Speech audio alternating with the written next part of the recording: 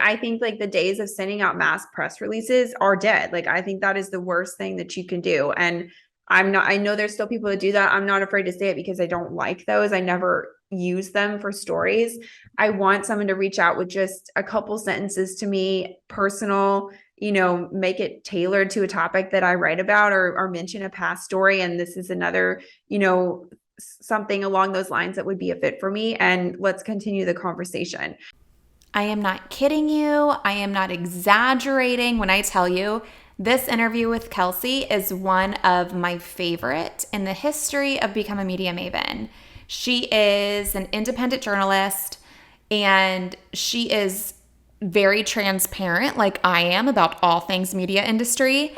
And she is talking about all of the things when it comes to PR, small business owners, and journalists, how they can all work together and how they all should work together. She is sharing some secrets to PR success. She is talking about why small business owners should not be intimidated to pitch writers.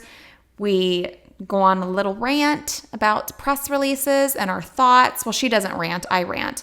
And we talk about subject lines. She tells us what her inbox looks like and what grabs her attention. Like, this is pure gold, people. I am obsessed with this interview, and you need to check out the show notes. You need to find her on social. You need to find her website, and you need to check out Pitchcraft.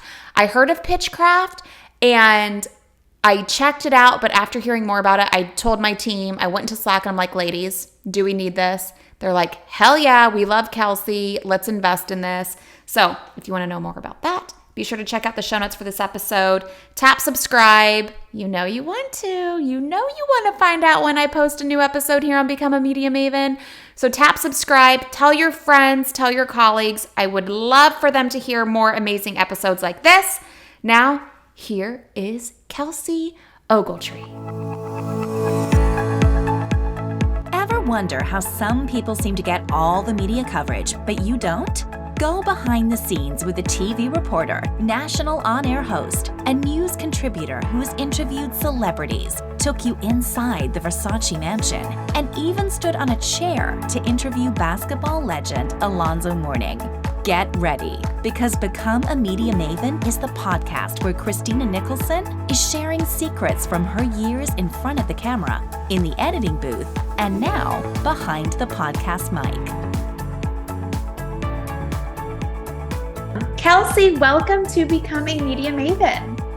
Thank you. I'm so glad to be here. I am so excited to have you. I've been wanting to have you on forever because I love what you do. You are an independent journalist, and you are so transparent about what you do and how you do it in a way that it helps the people you're interviewing, and it also helps publicists. So not a lot of people are like this. I know I wasn't like it. I was very annoyed by publicists, and I just didn't even want to deal with them. And you are so helpful. So tell me why you are so transparent and you overshare a lot of the behind the scenes of the work you do. Absolutely. I'm so glad that you perceive me that way, because transparency is like my middle name. And that's what I'm really advocating for in this industry. So what I've found over my 12 or so years as a journalist is editors are private about what they're working on and what packages they have coming up, which makes it hard for freelancers. Freelance writers are often dodgy about what they're working on, which makes it hard for publicists to pitch them. And also I find on the other side, publicists are often a little bit dodgy about who their clients are that they work with. I've noticed their websites are very vague most of the time. And it's hard to find out who are they actually representing now. I don't know if that's from a competition point of view. They don't want it out there or something like that. But I'm really an advocate for all three sides communicating what they want, because that can help all of us do our jobs better, right? So we'll get into this later, but I have a program called Pitchcraft that really is designed to help reveal that on all three sides and help increase that transparency across the media industry. Let's get into it now. What is Pitchcraft? I mean, I know it's a platform that connects people in PR with journalists, but tell me how it all works. Sure. So I'll take you back a little bit. In March 2020, I, on a whim, announced in my newsletter, like right after the world closed down from the pandemic, that I was going to just have an open forum to talk about what was happening in the media, just, discuss what was going on and how to pitch writers during that time. To my surprise, I had 100 people sign up, filled up my Zoom quota, and was like blown away by the amount of interest in PR in having a forum to connect with writers. And so over the course of 2 years, I kind of built out all these different monthly workshops where I brought on other freelance writer guests to talk about what they were working on, started bringing some editors into the mix to explain their processes and what they were working on, how people could pitch them. And what I kept hearing from people is that after these workshops ended, they really wanted to stay connected with those people they were on the workshop with, meaning other PR. So I started thinking about last summer, really how I could kind of evolve this workshop series into a year-round community and platform. So the evolution of that became Pitchcraft, and we launched in December 2021. So we're about almost 9 months in now. And what we are is a platform for independent publicists, small brands, in-house PR people to really get on there and connect with journalists, with editors, and with each other. So we have a series of resources we offer on there. We do weekly interviews with one journalist every week and really get into the nitty-gritty of who they are as a person, what they like to write about, what they're working on. We have monthly discussions where we talk about a specific topic that's really pertinent to the industry at that time. So, for example, we just had 4 weeks of workshops focused around pitching holiday gift guides in July and August. And then we have breakout brainstorms every Friday, which are weekly calls for the members to get on and talk with each other. Most of the people that are in our Pitchcraft membership are independent PR pros. So they don't have anyone to talk shop with, on a daily basis. So they really love that community and getting to know and network with these other publicists. We've had a lot of collaborations come out of it. People can just bring to the table any challenge that they have. Like, for instance, like, I'm really struggling on pitching this festival that I have coming up. Like, does anyone have any ideas or contacts? And so that's a big part of our Friday sessions is, just sharing that collective information and being super collaborative. And then we have a couple other resources in there related to e-commerce and affiliate programs, and then a master pitching calendar that we've curated of media kits of dozens and dozens of publications, put them into an easy to read calendar database so that you can easily go to, say, like the month of September, what deadlines are coming up, and here's the contacts, here's how to pitch them, everything you need right in front of you. So overall, our goal is building relationships, community, and helping these publicists to work smarter and not harder. That's amazing. And it sounds like a shit ton of work on your end. I love it. I mean, I live and breathe this stuff, and everything you see coming out from me on Twitter or my Instagram or my newsletter is genuine, because I really do believe that this relationship-based pitching is the way forward with media, and also that freelance writers are the way forward with media. I think we have fewer and fewer editors and smaller teams on staff.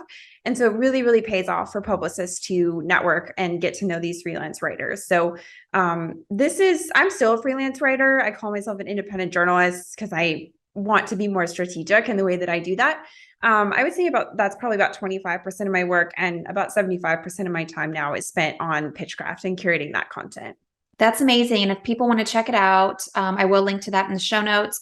And it's the beginning rate is $2.99 a month, and then it goes up from there. Yeah, so our rate is $2.99 a month with a year-long commitment, or $3.49 a month to month, if you'd like to just try it out. Got it. Perfect. Okay. Let's move on to the writing portion. You cover food, travel, and golf. How did you settle on those niches? Like, how did you even get started? Because I feel like so many people want to do a little bit of writing. Maybe it's not a full-time thing. Maybe it'll be a part-time thing. And it's like, well, where do I even get started? Do I have to know somebody to get in? And how do I get paid for this? Because a lot of people are writing for major outlets for free, or they're paying. Don't even get me started on this. Or they are paying outlets to write for them.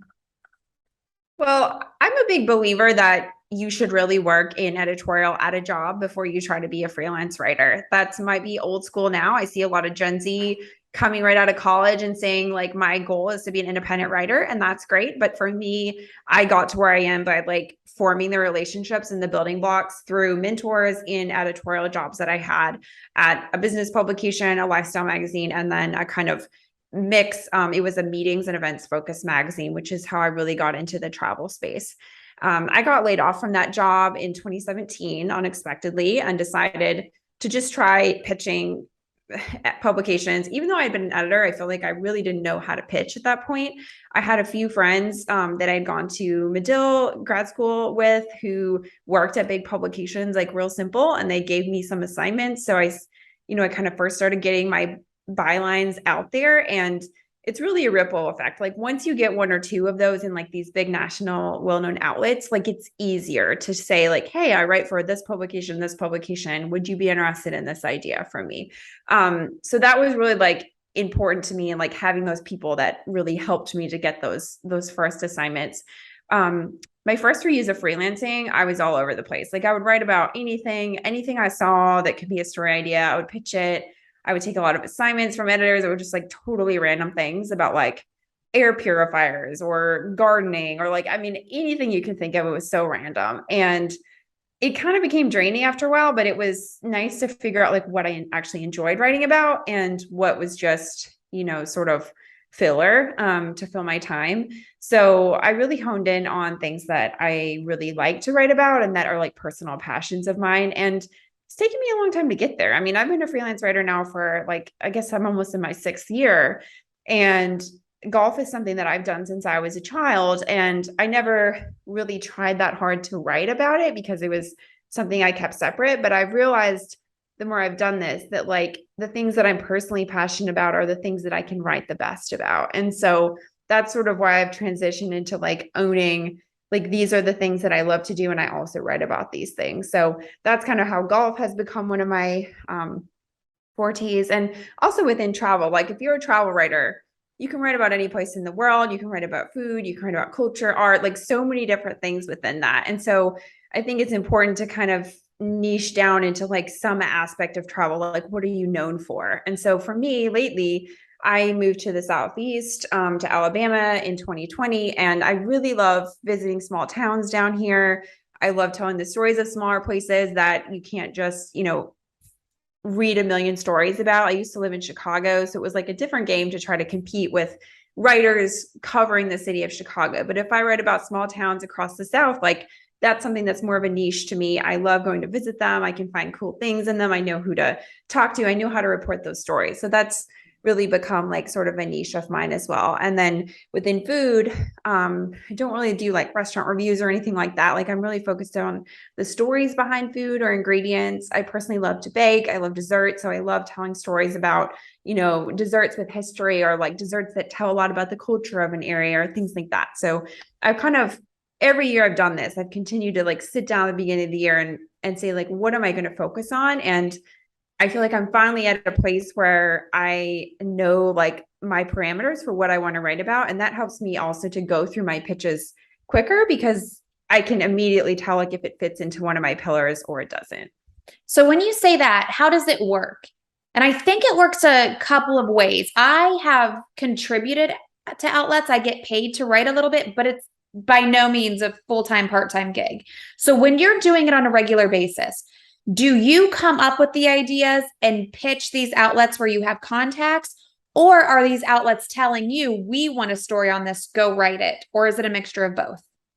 It's a mixture of both. And I would say the more experience you get, the more you're getting the assignments, which is a benefit because all the time you spend crafting those pitches, waiting to hear back from editors, working on new ideas, that's unpaid time as a freelancer, right? So you ideally want to minimize that. So if you're getting assignments where you can just immediately start working on this paid assignment from an editor, that's the best case scenario. The trade-off sometimes is if it's something you aren't particularly passionate about, but it's kind of this fine art of working with an editor, pitching them ideas that they accept, that they like your writing, you do a good job, they get to know like what your brand is as a writer, and then they assign you more stories like that.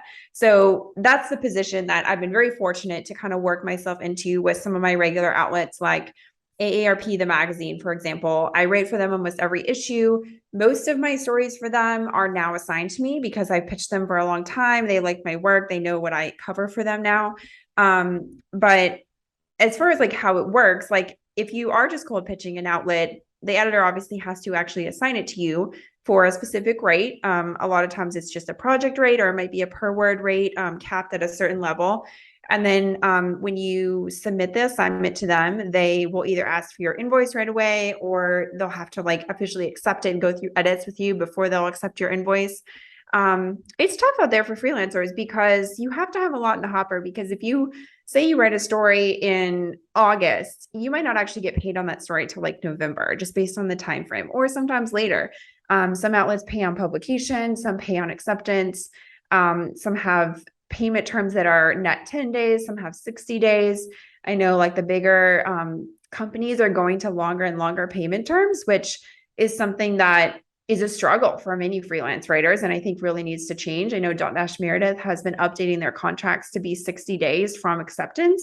That's a long time to wait. And so you really have to balance your calendar, and your income month to month can be unpredictable depending on when those payments actually come through. So a lot of freelance writers that I know, and myself included, balance that with a lot of corporate work, which is a little bit more dependable and tends to be higher paying. So things like writing ebooks or blogs or white papers or things like that for corporate clients on a monthly retainer basis, or, they typically have shorter payment terms as well. Might be the invoice is due upon receipt or something. And so those tend to be, what really like stabilizes your income as a freelancer.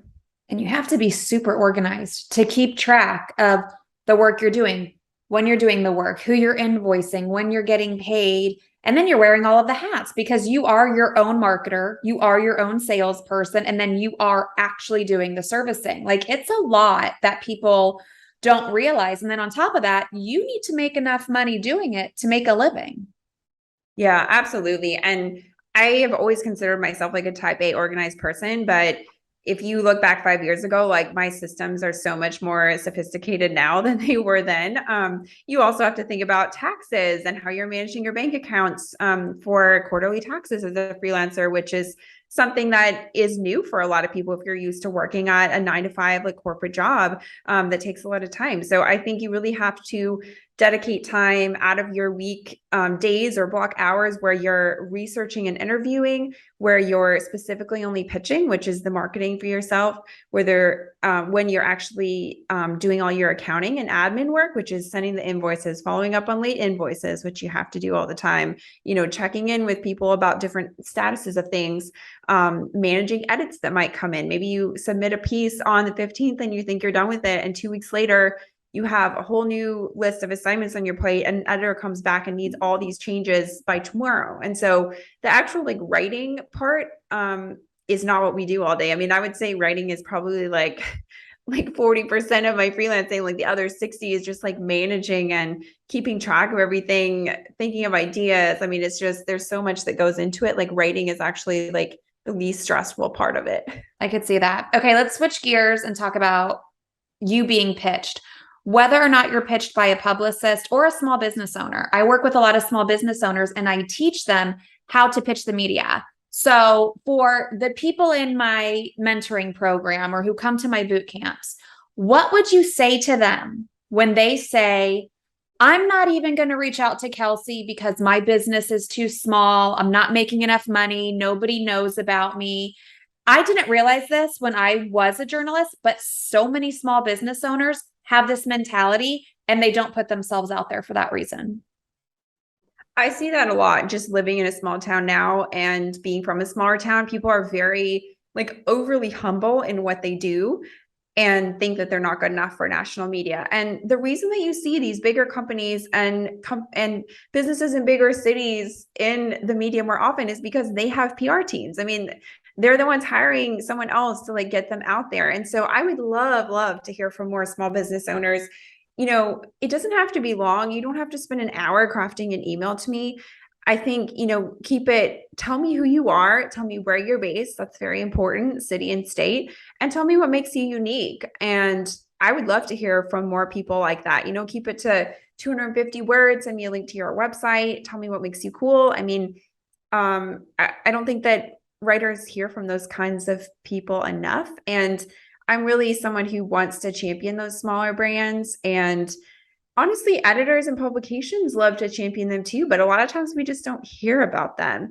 If you're a business that's never been featured in the media, and you think you're too small, I mean, that's gold for me. Like if no one's ever written about you, my editor's going to love it. If you have a cool story and no one else has covered you, not only is my editor probably going to love it and pitch me or assign me the story, which, is profitable for my business, but we can help you get that coverage and ultimately like help you grow your sales and your business. If it's something that, offers a product or a service or things like that. And, say I write about you for Southern Living, like then you can feature on your website, like as featured in Southern Living, that adds credibility to you. So it's not just about like being able to say like, oh, here's an article written about me. Like there's so many ways you can leverage that to actually grow your business. And that's something that I'm passionate about is, we're not out here just telling stories for fun. Like ultimately the goal with this is to improve all of our businesses, right? Like I want to professionally succeed by writing more stories. Like I want your business to succeed by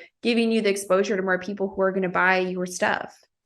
Yeah, 100%. Like amen to everything you just said. And when I was in TV, I liked talking to the smaller guys better than the bigger guys because the bigger guys made it a pain in the ass. Like they wanted to bring their PR team and have their publicist stand beside me and tell me what to cover and what to say and how to say this and how to do this. When the smaller guys are just so excited for the coverage, they make themselves available at the drop of the hat and they give you everything you need.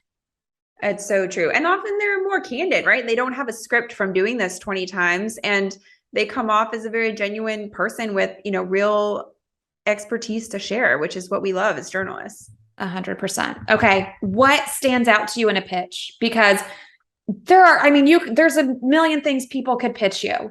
What stands out and makes you say, okay, this is good. I'm going to pitch this to the Wall Street Journal, or I'm going to share this with AARP. I really like trend pitches. So if someone comes to me with something that says, I've noticed here's a stat about this increasing or decreasing or something. And here's my small role that I play in it. Here are some other ideas that could maybe fit along these lines. Like, would you be interested in learning more? Don't give me 1,000-word write-up of what you think this story should be like. Present me with the facts, why you would be someone who could be part of this story. And then let's talk more if I'm interested. So example of this, last year, I had someone approach me saying like, we've noticed there's a X percentage increase in people saying that they're interested in being like sober curious or abstaining from alcohol. And we have a hotel that's launching this big like focus on creative mocktails that you actually want to drink and don't feel like you're missing out and just having like orange juice. We're seeing this as a trend across other hotels like this and this as well. Like, would you be interested in discussing more? Like that caught my eye because in travel, like I love to cover trend pieces. And that's something that I am known for doing in travel and leisure print. And I'm always pitching my editor those stories. So that immediately caught my eye as like, okay, this is a legit thing because there's data to back it up. It's timely. I already have one source I know and a couple others to look into. Like it just kind of like teed everything up for me as a jumping off point. And then, I had a phone call with a publicist and did a lot more research on it. But that was like a great pitch that just got my wheels turning about a larger trend that ended up being a print feature in the magazine. That's awesome. That is a good pitch. I always tell people statistics and data are good because that's what gives it like the newsworthiness. And I feel like if you were pitched that without that, because I do know that is a trendy thing. But I feel like if you were pitched that without the stats and data, and it was just like, here's mocktails at a hotel, you probably would not have been interested. You've been like, okay, yeah, so what? Like, who cares? Yeah, exactly. And sometimes, I think a lot of pitches just take the liberty of like asserting something as a trend without anything to back it up. And well, that's fine. I mean, if you're seeing it anecdotally, that's one thing, but like editors are going to need more from me than that. So, I'm a big advocate and teach people within Pitchcraft how to use things like Google Trends and really find that data and show that something is on the rise or there's a higher search volume for it.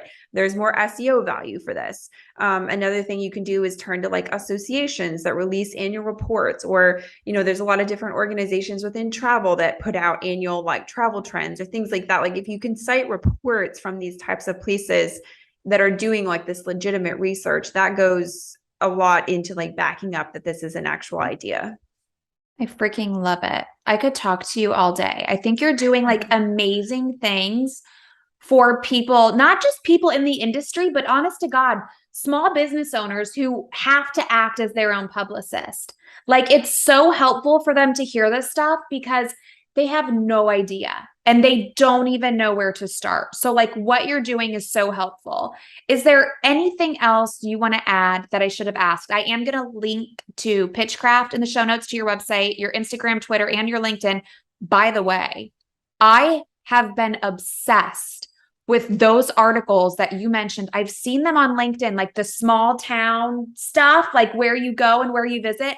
I'm like, this is so freaking cool. Like you make me want to go to like the middle of nowhere because you make it look so cool. I have been loving seeing you post those on LinkedIn. Awesome. Well, thank you for saying that. You've talked a lot about small business owners, and that's one thing that I'm really passionate about, helping people, kind of overcome those barriers to entry and understand that it's not intimidating to pitch writers, and that there's an easy way to find writers who would be interested in covering you. And within Pitchcraft, we're actually launching a new product in the next few months called Pitchcraft 101. And that's really designed for small business owners as, like an 8-part course to really teach you like, what is media? What are freelance writers? How do you find one? How do you reach out? How do you pitch them? Like, this is what they're going to ask you, and really prepare and have a roadmap to getting their first placement in the media, and make it seem easy, because it is. I mean, if you just are strategic about it and pick the right person at the right time, you can be well on your way to getting your first feature. And it's really not as intimidating or hard as it sounds. And a lot of freelance writers want to hear from you. And what do you think the biggest mistake is that people make? Not just small business owners, but publicists as well, when they're pitching? Like, what are some of the worst pitches you've gotten and why? I would say the worst pitches are just ones for things that I don't cover at all, because I get hundreds of emails a day from publicists, and I really try to get to the ones that I think that could be a fit for me. Sometimes it takes me a long time to get back to people for that reason.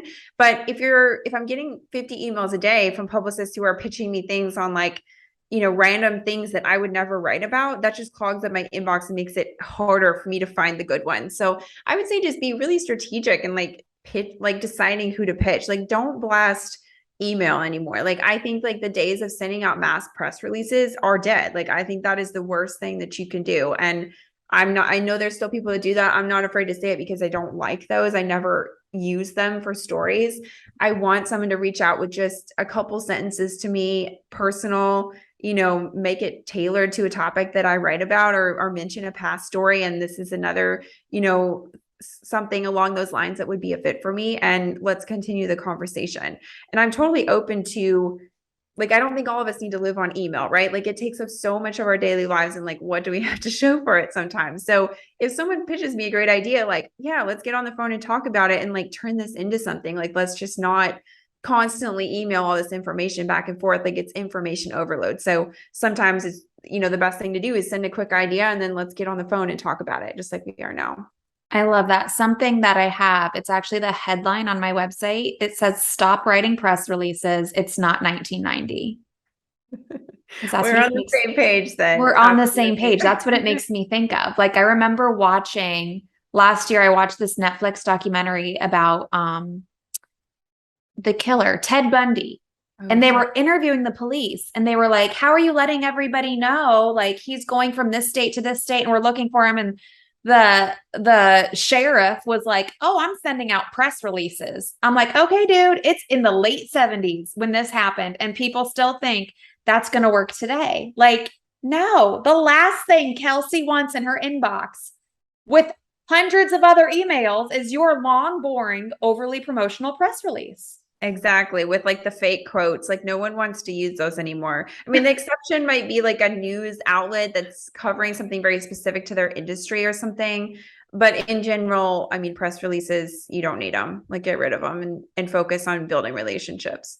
How do you sift through 100 emails a day, 100 plus emails a day? Like, you can't open and read all of those.